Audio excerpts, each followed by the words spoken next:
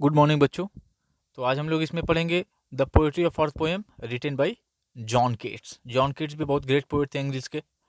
खैर, without wasting the time हम poem को समझते हैं। हेडिंग में सबसे पहला वर्ड है पोएट्री। पोएट्री का मतलब क्या होता है?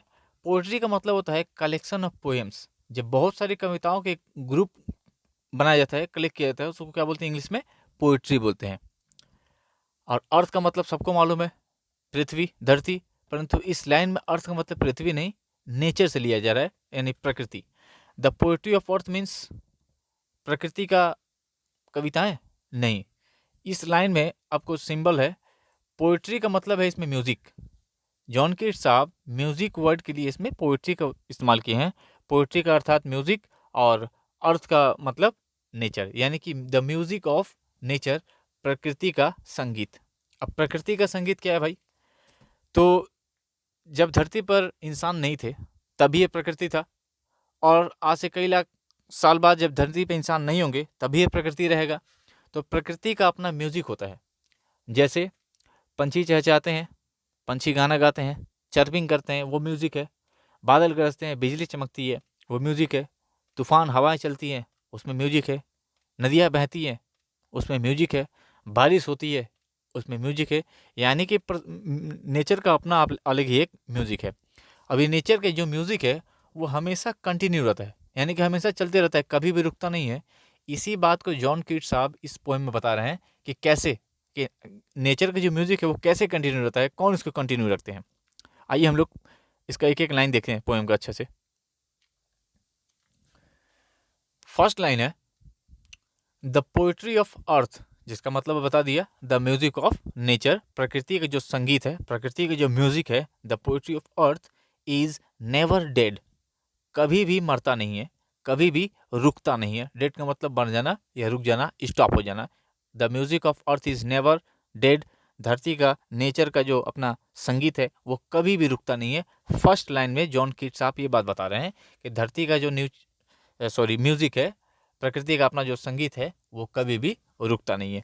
अब कैसे कैसे वो हमेशा कंटिन्यू रखता है, कैसे नहीं रुकता है, ये लाइन देखिए। अगला line, when all the birds, when मतलब जब, व्हेन ऑल द बर्ड्स जब सभी पंछी, आर फेंट, फेंट का मतलब होता है थक जाना, टायर्ड हो जाना, TIRED, टायर्ड मीन्स थक जाना। When all the birds are faint, जब सभी पंछी थक जाते हैं। किससे थक जाते हैं? विद द हॉट सन, सूर्य की गर्मी से। पंछी क्या करते हैं? चर्पिंग करते हैं, गाना गाते हैं, यानी कि नेचर की म्यूजिक को वो बनाए रखते हैं, कंटिन्यू रखते हैं। परंतु होता क्या है कि सूर्य की गर्मी से वे थक जाते हैं। तो when all the birds are faint, जब सभी पंछी थक जाते हैं, विद द हॉट सन, सूर्य की गर्मी से। और क्या करते हैं? थर्ड लाइन, एंड हाइड, और छुप जाते हैं। हाइड मीन्स छुप जाना। सभी पंछी थक कर क्या करते हैं? छुप जाते हैं, एंड हाइड। और कहाँ छुपते हैं? इन कूलिंग ट्रीज, पेड़ की ठंडी छाया में, in the cool shade of the trees. I hope ये लाइन आपको समझ में आया। The poetry of earth is never dead, nature का जो म्यूजिक है वो कभी भी मरता नहीं है, कभी भी रुकता नहीं है, हमेशा क्या रहता है? कंटिन्यू रहता है। कैसे? इस लाइन को नेक्स्ट प्रत्येक लाइन में जॉन किट्स आप समझा रहे हैं। पहला लाइन में बोले कि जब सभी पंछी थक जाते हैं, when all the birds are tired, when all the birds are faint, तो होता है कि अब किस चीज से? विद द हॉट सन, तो थक कर क्या करते हैं? छुप जाते हैं, एंड हाइड, और भी कहाँ? इन कूलिंग ट्रीज, यानी पेड़ की ठंडी छाया में। तो पंछी तो जब तक गा रहे थे म्यूजिक कंटिन्यू था। जैसे ही पंछी थक कर अपना गाना बंद कर दिए, वो अपने घोंसले में, नेस्ट में चले गए, तो गाना रुक गया? नहीं, गाना रुका नहीं। म्यूजिक जो है, सॉन्ग जो है, वो अभी भी रुका नहीं। उसको कोई और आएगा कंटिन्यू करने के लिए। यहाँ पर लाइन देखिए, लिखा हुआ है ए voice will run, A voice will run, इसका मतलब होता है एक आवाज सुनाई देगी। ऐसे रन का मतलब होता है दौड़ना, लेकिन यहाँ पर रन का मतलब होता है हियर, सुनना। ए वॉइस विल रन, इसका मतलब है a voice will be heard, एक आवाज सुनाई देगी। कब सुनाई देगी? जब पंछी थक कर अपना गाना बंद कर देंगे तब। याद रखिएगा, यहाँ तक लाइन लिखा हुआ है, जब when all the birds are faint, जब सभी पंछी थक जाते हैं, विद द हॉट सन, सूर्य की गर्मी से, and hide in cooling trees, और पेड़ की ठंडी छाया में छुप जाते हैं, तब क्या होता है? तब ए वॉइस विल रन, और देन एक आवाज़ सुनाई देती है। ए वॉइस विल रन, एक आवाज़ सुनाई देगी, एक आवाज़ आएगी। कहाँ से सुनाई देती है? From hedge to hedge. Hedge का मतलब होता है झाड़ी, बूसेज, BUSHES, स्पेलिंग याद रखिए। हेज मीन्स क्या होता है? झाड़ी है। तो ये जो आवाज़ आएगी, ए वॉइस विल रन, एक आवाज़ सुनाई पड़ेगी। कहाँ से? फ्रॉम हेज टू हेज, प्रत्येक झाड़ी में से। अभी झाड़ी कहाँ है? अबाउट, चारों तरफ। याद रखिएगा, अबाउट का मतलब होता है चारों तरफ, एक प्रीपोजिशन है। अबाउट मीन्स चारों तरफ। फ्रॉम हेज टू हेज, प्रत्येक झाड़ी में से। अबाउट, ये झाड़ी कहाँ है? चारों तरफ है। किसके चारों तरफ है? The new mown mead. Last word देखिए, जो मीड लिखा हुआ है, MEAD। मीड का मतलब होता है मीडो, यानी कि घास का मैदान। और उसके पहले के जो वर्ड है न्यू माउंट, इसका मतलब होता है जस्ट अभी अभी उस घास के मैदान को कट किया गया है, यानी उसे साफ किया गया है, ट्रिम्ड किया गया है। TRIMMED, ट्रिम्ड का मतलब होता है कतरना, यानी कि जो घास का मैदान है, जो मीडो है, उसको अभी अभी जस्ट कट किया गया है, उसको साफ किया गया है। और उस मैदान के चारों तरफ, about the mead, I hope आपको लाइन समझ में आ रहा होगा। अबाउट द न्यू मॉर्न मीट का मतलब उस घास के मैदान के चारों तरफ क्या है? हेज है, झाड़ियां हैं। और उन झाड़ियों में से क्या होगा? एक आवाज आएगी। A voice will run from hedge to hedge about the new mown mead. I hope यहां तक लाइन क्लियर है। जब सभी पंछी थक जाते हैं सूर्य की गर्मी से और छुप जाते हैं पेड़ की ठंडी छाया में, तो वो क्या हो गया? अपना गाना तो वो बंद कर दिए, तो म्यूजिक तो भाई बंद हो गया। नहीं, म्यूजिक बंद नहीं होगा, एक दूसरा आवाज सुनाई देता है। कहाँ से? ए वॉइस विल रन, एक आवाज सुनाई देगी, एक आवाज सुनाई पड़ेगी। फ्रॉम हेज टू हेज, प्रत्येक झाड़ी में से। झाड़ी कहाँ है? मैं बता दिया, अबाउट, चारों तरफ। किसके? द न्यू माउंट मीड, जो नया नया अभी घास का मैदान है, जिसको अभी कट किया गया है, उस घास के मैदान के चारों तरफ की झाड़ियों में से आवाज आती है जब पंछी अपना गाना बंद कर देते हैं तब। आई होप ये चार लाइन आपको क्लियर है। नेक्स्ट लाइन लिख रहा है, that is the grass hopper. ये जो आवाज आएगी, ए वॉइस विल रन, एक आवाज सुनाई देगी झाड़ियों में से, घास के मैदान के चारों तरफ जो झाड़ी है वहां से जो आवाज आएगा, वो आवाज है किसका? यहाँ पर लिख रहा है that is the grass hopper, वो ग्रास हॉपर का आवाज है। ग्रास हॉपर एक फतिंगे का नाम है, एक इंसेक्ट है। आप इंटरनेट पर सर्च करके देखिएगा फोटो ऑफ ग्रास हॉपर, तो आपको दिखा देगा, हरा रंग का होता है, छोटा सा एक फतिंगा टाइप का, हरा रंग का होगा। तो वो ग्रास हॉपर का आवाज है जो झाड़ियों में से आता है। कब आता है? जब पंछी अपना गाना बंद कर देते हैं तब आता है। याद रखिए, एग्जाम में आपसे पूछे कभी कि ग्रास हॉपर गाना कब स्टार्ट करता है? जब पंछी अपना गाना बंद कर देते हैं। When all the birds stop singing then the grasshopper start singing. जब सभी पंछी अपना गाना बंद कर देते हैं तब ग्रास हॉपर गाना स्टार्ट करता है। और कहाँ से स्टार्ट करता है? प्रत्येक झाड़ियों में से। From every bushes, from every hedge. झाड़ी कहाँ है? जो नया नया घास का मैदान है, neatly trimmed, newly trimmed grass land, या फिर मीडो आप बोल सकते हैं, उसके चारों तरफ झाड़ियों में से आवाज आती है। वॉइस विल रन का मतलब आवाज आएगी। आई होप यहां तक लाइन क्लियर है। और आवाज किसका है? That is the grass hopper, वो ग्रास हॉपर का आवाज है। ग्रास हॉपर एक फतिंगा, एक कीट होता है। इसके बाद का line, he takes the lead, he takes the lead. He grasshopper के लिए इस्तेमाल किया गया है। वह, ही मीन्स वह, किसके लिए इस्तेमाल किया गया है? ग्रास हॉपर के लिए। टेक्स का मतलब होता है ले लेना। ही टेक्स, वह ले लेता है। क्या लेता है? The lead. लीड का मतलब होता है मेन स्थान, मेन पोजीशन। लीड मतलब मेन स्थान या मेन पोजीशन। मेन स्थान अभी तक पंछियों का था, यानी कि अभी तक म्यूजिक को कंटिन्यू रखने का मेनली कौन कर रहे थे? पंछी, वो गा रहे थे। लेकिन जैसे ही पंछी थक कर गाना बंद कर दिए, तो अब मेन स्थान यानी कि म्यूजिक को कंटिन्यू रखने का जो मेन पोजीशन है, वो किसने ले लिया? ग्रास हॉपर ने ले लिया। याद रखिएगा, ही टेक्स द लीड, वह अब लीड ले लेता है, मेन स्थान ले लेता है, मेन पोजीशन ले लेता है। कब लेता है? नेक्स्ट लाइन, इन समर लग्जरी, गर्मी के मौसम में। इन समर लग्जरी, और लग्जरी का मतलब होता है आरामदायक, कंफर्टेबल। समर जो है, गर्मी, ग्रास हॉपर के लिए बहुत ही लग्जरियस है, वो इसको इंजॉय करता है, वो खूब इंजॉयमेंट करता है समर में, यानी कि उसके लिए वो क्या है? लग्जरियस है, उसको गर्मी नहीं लगती। He takes the lead in summer luxury. I hope ये लाइन क्लियर है। आपसे एग्जाम में पूछा भी जाएगा कि ग्रास हॉपर जब लीड लेता है तो कौन सा सीजन में लेता है? समर सीजन में। और समर सीजन ग्रास हॉपर के लिए कैसा है? तो उसके लिए समर सीजन लग्जरियस है, बहुत ही आरामदायक है, वो बहुत इंजॉय करता है, उसको अच्छा लगता है। Clear? Next line, he has never done with. ये लाइन अच्छा है, समझिए, बहुत बच्चों को लाइन समझ में नहीं आता है। ही हैज़, यहाँ पर ही ग्रासहोपर के लिए बोला जा रहा है, ही has never done with. Done with का मतलब होता है ऊब जाना, बोर हो जाना। अगर मैं बोलूँ I am done with study, तो इसका मतलब हो गया मैं पढ़ाई से ऊब गया हूँ। अगर मैं बोलूँगा I am done with you, मैं तुमसे ऊब गया हूँ, मतलब तुमसे परेशान हो गया, बोर हो गया हूँ। यहाँ पर लिखा है ही हैज़ नेवर डन विथ, वो कभी भी ऊबता नहीं है, कभी भी बोर नहीं होता है। किन चीज़ों से? हीज डिलाइट्स, अपनी खुशियों से। आई होप ये लाइन समझ में आ रहा होगा। He has never done with his delights. Grasshopper जो है वह कभी भी अपनी खुशियों से, अपनी डिलाइट से, डिलाइट्स का मतलब होता है हैप्पीनेस, मेरीमेंट्स, अपनी इंजॉयमेंट से वो कभी भी क्या होता है, ऊबता नहीं है, वो बोर नहीं होता है, वो चाहता है कि वो और इंजॉय करे। ऐसा जनरली नियम है इंसान के बारे में भी कि इंसान भी सारा जीवन इंजॉय करते रहता है। हमारा जो मन है, हम इंजॉय कैसे करते हैं? अपने मन से, माइंड से। और मन कभी थकता नहीं है। Mind never gets exhausted, mind is never tired. हमारा जो मन है वो कभी नहीं थकता है, थकता है हमारा शरीर, बॉडी थक जाता है। यहाँ पर सेम बात ग्रासहोपर के लिए लिखा जा रहा है कि he has never done with his delights. Grasshopper जो है सॉरी क्या बोलते हैं, हाँ, ग्रासहोपर अपनी डिलाइट से, अपनी खुशियों से, अपनी हैप्पीनेस से कभी भी बोर नहीं होता है, वो चाहता है कि वो और एंजॉय करे। लेकिन अगला लाइन देखिए क्या लिखा है, for when tired out with fun. लेकिन फन करते करते, एंजॉय करते करते क्या होता है, वो थक जाता है। When tired out with fun, जब ग्रासहोपर फन करके यानी कि एंजॉयमेंट करके वो जब थक जाता है, ही रेस्ट्स। नेक्स्ट लाइन है ही रेस्ट्स, तब वो आराम करता है। यानी कि अगर वो थकता नहीं तो आराम भी नहीं करता, एंजॉय करते रहता। जब वो थक जाता है, when tired out with fun, और भी किससे? मेहनत करके नहीं थका है, बल्कि एंजॉय करके, फन करके थका है। कौन सा सीजन में? समर के लग्जरियस सीजन में। तो जब ग्रासहोपर थक जाता है इतने देर गाकर, इतना देर एंजॉयमेंट करके, तो वो क्या करता है? ही रेस्ट्स, वो आराम करता है।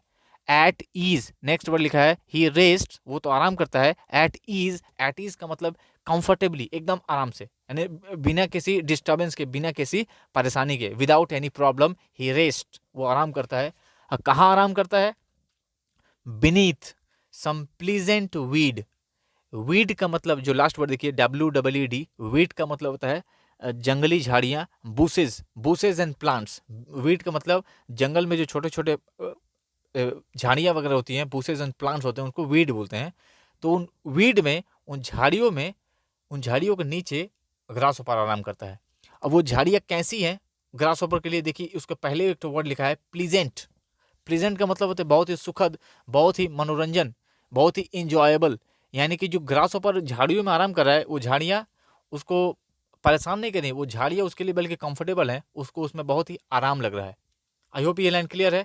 He rests at ease beneath some pleasant weed. Grasshopper बहुत ही शांति से, बहुत ही सुकून से झाड़ियों में आराम करता है। वो झाड़ियाँ उसके लिए प्लीजेंट है, यानी कि हैप्पी भरा है, उसके लिए कंफर्टेबल है, उसको जरा भी उसमें डिस्टर्बेंस या किसी भी तरह का प्रॉब्लम नहीं होता है। ग्रासहोपर आराम कब करता है? जब पंछी बोल रहा हूँ, जब वो थक जाता है। ग्रासहोपर कब आराम करता है? जब वो थक जाता है, फन करते करते, एंजॉय करते करते। यहाँ तक लाइन एक बार मैं फिर से पढ़ दे रहा हूँ समझने के लिए। फर्स्ट लाइन था the poetry of earth is never dead, यानी कि नेचर का जो म्यूजिक है, music of nature is never dead. प्रकृति का जो संगीत है वो कभी भी रुकता नहीं है, कभी भी मरता नहीं है। कैसे? तो एग्जाम्पल दिया गया है कि when all the birds are faint with the hot sun, जब सभी पंछी सूर्य की गर्मी से थक जाते हैं, and hide in cooling trees, और पेड़ की ठंडी छाया में छुप जाते हैं, तब तो अपना गाना बंद कर दिए, तभी एक आवाज़ सुनाई देगा। लिखा है ए वॉइस विल रन, एक आवाज़ सुनाई देगी।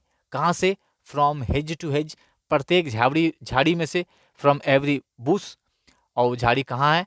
About the new mown mead, जो नया नया घास का मैदान है, नीटली ट्रिम्ड ग्रास लैंड है, उसके चारों तरफ जो झाड़ी है उसमें से वो आवाज़ आती है। आवाज़ किसकी है? That is the grass hopper, वो ग्रास हॉपर की आवाज़ है। वो क्या करता है? ही टेक्स द लीड, वो मेन स्थान, मेन पोजीशन ले लेता है, अर्थात वो पंछियों का स्थान ले लेता है। कौन सा सीजन में? इन समर लग्जरी, गर्मी के मौसम में, जो उसके लिए लग्जरियस है, बहुत ही सुकून भरा, आरामदायक है। और लिखा गया है ही has never done with his delights, वो अपने डिलाइट से, अपने हैप्पीनेस से कभी भी ऊबता नहीं है, वो चाहता है कि वो और एंजॉय करे। बट उसका शरीर थक जाता है, वो टायर्ड हो जाता है फन करते करते, और तब जाके क्या करता है, he rest at ease beneath some pleasant weed, और तब वो झाड़ियों में जाके, बुशेज और प्लांट्स में जाके एकदम रेस्ट करता है, आराम करता है। तो जब पंछी गा रहे थे उन्होंने गाना बंद कर दिया, तो ग्रास ऑपर ने उसको कंटिन्यू रखा। अब ग्रास ऑपर भी क्या होगा, थक कर आराम करने लगा, तो फिर म्यूजिक बंद हो गया। देखिए अब next line, the poetry of earth यानी the music of earth is ceasing never. Cease का मतलब होता है स्टॉप, और नेवर का मतलब होता है कभी नहीं। जॉन केट्स फिर से बोल रहे हैं, the poetry of earth is ceasing never. Nature का जो म्यूजिक है वो कभी भी रुकता नहीं है, कभी भी सीज नहीं होता है। सीज का मतलब होता है स्टॉप ना, कभी भी स्टॉप नहीं होता है। ये लाइन वो दोबारा क्यों बोले, फर्स्ट लाइन में तो बोले ही थे the poetry of earth is never dead. दोबारा इसलिए बोल रहे हैं क्योंकि अभी ग्रास ऊपर कब से गा रहा था, उसने भी अपना गाना बंद कर दिया, इसलिए बोल रहे हैं कि नहीं अभी भी म्यूजिक बंद नहीं होगा, अब कोई और गाएगा, कोई और म्यूजिक को क्या करेगा, कंटिन्यू रखेगा। देखिए, on A loan winter evening, next line, on A loan winter evening. Winter season है, सीजन चेंज हो गया, विंटर सीजन है, और समय कौन सा है, शाम का समय है, विंटर का इवनिंग का समय है, और भी कैसा है, लोन। लोन का मतलब होता है एकदम तन्हा, एकदम अकेला, यानी कि सड़क पे कोई दिख नहीं रहा है, पूरा सुनसान है, चारों तरफ वीरान है। On A loan winter evening, तो ठंड की शाम में जब चारों तरफ कोई दिखाई नहीं दे रहा है, चारों तरफ एकदम शांति है। When the Frost, next line, when the Frost, Frost का मतलब होता है कुहासा। जब कुहासे ने क्या की है, when the frost has wrought a silence, जब कुहासे ने, फ्रॉस्ट ने चारों तरफ शांति बिखेर रखी है, चारों तरफ शांति क्रिएट कर दी है। रॉट का मतलब होता है क्रिएट करना, बिगेट यानी उत्पन्न करना। जब चारों तरफ कुहासे ने शांति बिखेर रखी है ठंड की शाम में, तो शांति तो होना चाहिए, क्योंकि जॉन केट्स बोल रहे हैं कि नेचर में म्यूजिक हमेशा कंटिन्यू रहता है। There is no place for shanti, और मतलब कामनेस, शांति के लिए कोई जगह नहीं है। तो when the frost has wrought a silence, जब चारों तरफ शांति है, चारों तरफ साइलेंस है, तो देखिए फिर से एक आवाज आएगा, एक फिर से सॉन्ग आएगा।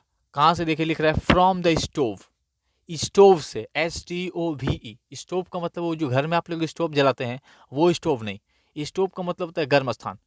नेचर के जो गर्म स्थान है, जैसे पेड़ पेड़ पेड़ वगैरह और झाड़ियों के नीचे जो गर्म स्थान होती है, वहाँ से, फ्रॉम द स्टोव, गर्म स्थानों से, देयर श्रिल्स, एक बहुत तेज आवाज उत्पन्न होती है। याद रखिएगा, SHRILLS, श्रिल्स का मतलब होता है very loud sound, piercing sound, जो बहुत तेज लगे। तब from the stove there shrills, stove से यानी कि गर्म स्थानों से एक तेज आवाज उत्पन्न होती है, एक तेज आवाज आती है। ये किसका आवाज है, the cricket song. Next line में लिख दिया, ये क्रिकेट का आवाज होता है। क्रिकेट एक तरह का फतिंगा है, ये भी ग्रास हॉपर की तरह। इसको भी आप लोग नेट पर सर्च करके देखिएगा इसका तस्वीर कि क्रिकेट कैसा होता है। हिंदी में शायद इसको झिंगुर बोलते हैं, झिंगुर। द क्रिकेट सॉन्ग, अब किसका आवाज आता है, क्रिकेट का। ये क्रिकेट वो खेल वाला क्रिकेट नहीं है जो आप क्रिकेट खेलते हैं, ये क्रिकेट एक इंसेक्ट का नाम है, स्पेलिंग सेम है, CRICKET। तो ठंड में शाम में जब चारों तरफ कोई नहीं है, चारों तरफ शांति है, when there is silence everywhere by the frost has wrought a silence, जब चारों तरफ कुहासे ने, फ्रॉस्ट ने शांति बिखेर रखी है, तो वहाँ पर शांति को ब्रेक करने के लिए, उस साइलेंस को तोड़ने के लिए, साइलेंस को ब्रेक करने के लिए एक आवाज़ पैदा होती है, एक आवाज़ सुनाई देती है। कहाँ से, फ्रॉम द स्टोव, गर्म स्थानों से, देयर श्रिल्स, एक आवाज़ सुनाई देती है, एक आवाज़ उत्पन्न होती है। आवाज़ किसका है, द क्रिकेट सॉन्ग, ये आवाज़ क्रिकेट का है। याद रखिएगा सीजन चेंज है, समर सीजन में ग्रास हॉपर गा रहा था, और अब विंटर सीजन में कौन गा रहा है, क्रिकेट। यानी कि अब ये इसका काम है म्यूजिक को कंटिन्यू रखना। अब यहाँ से लास्ट के जो 3 लाइन है, ये बड़ा खतरनाक लाइन है, इसको बहुत बच्चे समझ नहीं पाते हैं। द क्रिकेट सॉन्ग, यहाँ तक समझ में आया कि from the stove there shrills the cricket song, गर्म स्थानों से क्रिकेट का आवाज़ सुनाई देता है। अब देखिए, इन वार्मथ इंक्रीजिंग एवर, जैसे जैसे गर्मी बढ़ती जाती है। अब ये लाइन कन्फ्यूजिंग है, ठंड का सीजन है, अभी तो ऊपर में लिखा है विंटर सीजन, तो गर्मी कैसे बढ़ रही है। तो यहाँ पर मैं आपको क्लियर कर दूँ कि कोई एक व्यक्ति है जो बैठ के आग सेक रहा है।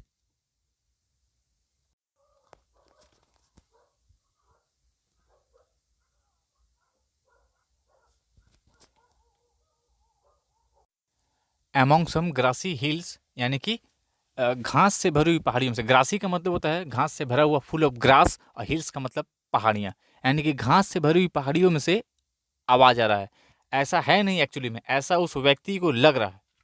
मैं ये लास्ट का थर्ड 3 लाइन, नीचे से 3 लाइन, द क्रिकेट सॉन्ग, यहाँ से लेकर लास्ट तक ये लाइन एक बार फिर से समझाओ, आप अच्छे से समझ लीजिए। तीनों लाइन का आप आधा पार्ट देखिएगा, सिर्फ आधा। जैसे द क्रिकेट सॉन्ग यहाँ तक, दूसरा लाइन का सीम्स टू वन, और तीसरा लाइन द ग्रास ऑपर। इसका मतलब समझा रहा हूँ। द क्रिकेट सॉन्ग यानी क्रिकेट का जो सॉन्ग है, सीम्स टू वन एक व्यक्ति को लगता है, क्या लगता है? The grass hoppers, grass hopper का सॉन्ग। आई होप ये क्लियर है। क्रिकेट का सॉन्ग एक व्यक्ति को ग्रास हॉपर का सॉन्ग लगता है। क्यों लगता है? यहाँ पर देखिए, इन वार्मथ इंक्रीजिंग हेवर, जैसे जैसे गर्मी बढ़ती जाती है, गर्मी क्यों बढ़ी? वो आग ताप रहा है। अच्छा, उसको ऐसा क्यों लग रहा है?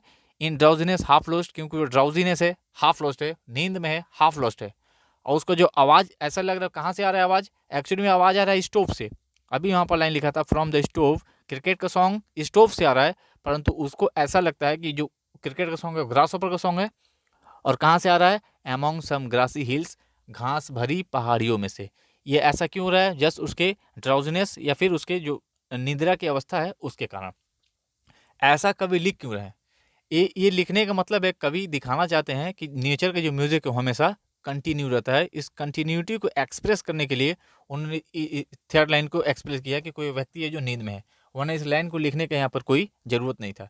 सिर्फ म्यूजिक की कंटिन्यूटी को दिखाने के लिए इस लाइन को लिखा गया है। लास्ट की लाइन फिर से समझ लिए, द क्रिकेट सॉन्ग जो है, इन वार्मथ इंक्रीजिंग एवर, जैसे जैसे गर्मी बढ़ती जाती है, सीम्स टू वन एक व्यक्ति को प्रतीत होता है, क्या? ग्रास हॉपर का सॉन्ग, द ग्रास हॉपर्स।